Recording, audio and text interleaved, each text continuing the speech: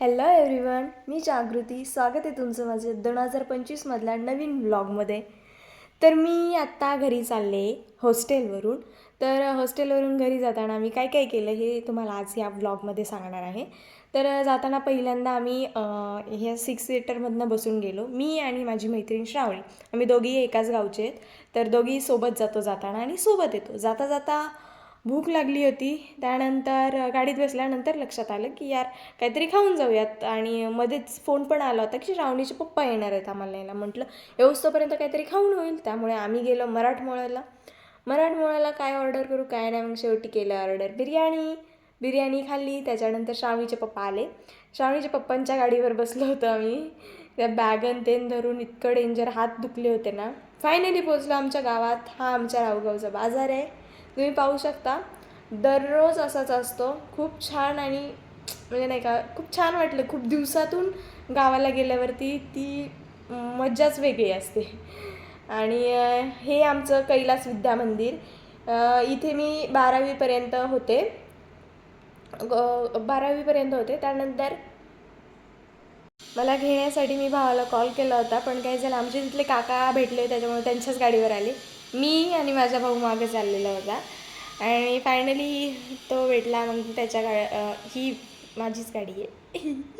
मग बॅग ठेवली नाही. बसले तर म्हणतो नाही किक मार. मग किक मारली.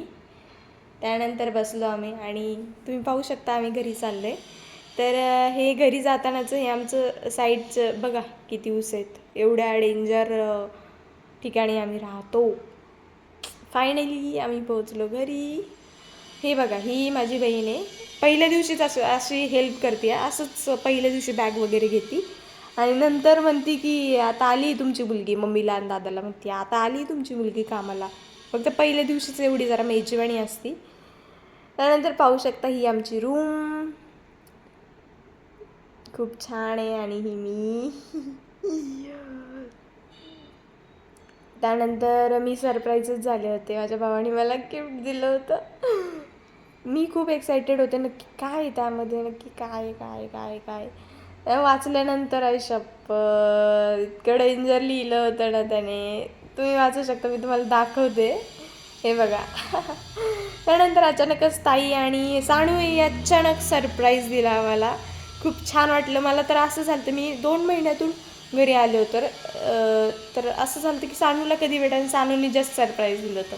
आणि ताईने माझ्या आवडतीचा ते तूप उरलेलं असतं ना, तुपाचा तो राहिलेला भाग असतो ना, त्याच्यात ती भाकर चुरून काला करतात ना, तो मला खूप आवडतो. तो स्पेशली ताईने माझ्यासाठी आणला होता. तो आम्ही खाल्ला. त्यानंतर सानूसोबत थोड्या गप्पा मारल्या. खूप मज्जा मस्ती केली सानूने आम्ही. त्यानंतर मम्मीने मशरूमची भाजी केली होती. खूप छान घट्ट केली होती. पण ही माझी बहीण तिला वाटलं की पुरायची नाही म्हणून तिने गॅसवरती पाणी टाकून दुसऱ्याकडे तिला वाटलं की आता थोडीशी नाही का पुरायची नाही त्याच्यामुळे ती ॲड करावी. पण ताई हे बघितलं आणि लगेच स्वतःला साईडला काढून घेतली. इकडे येऊन बसली. त्याच्यानंतर भाऊ म्हटलं मी पण खाणार बाबा. मग आम्ही तिघे बसलो आणि ती करत होती. सानू येऊन बसली. सानूलाही खूप आवडलं होती कारण खूप छानच केली होती. मम्मीकडं आमच्या घरी ना पपयात खूप असतात. तर मग मी पपई कट केली आणि सगळ्यांना दिली.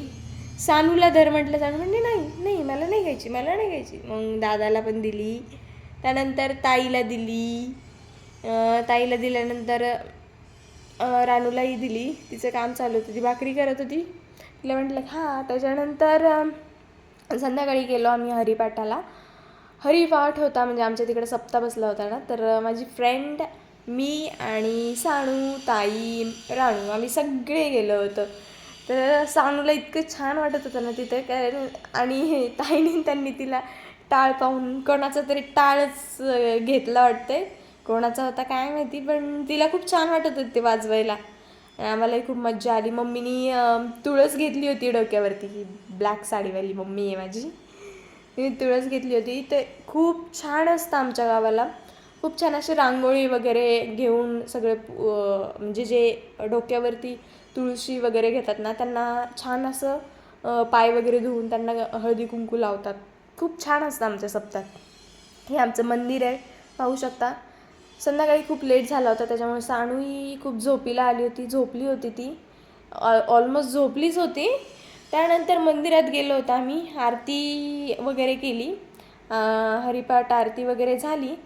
त्याच्यानंतर सानू अचानकच झोपेतून उठली आणि मग त्या बाबांच्या ती पाया पडली होती, बाबांनी तिला ॲपल दिलं होतं. मग ते ॲपल खाल्लं तेव्हा कुठे ती जाग आली तिला आणि छान तबला वगैरे वाजवायला लागली होती लगेच.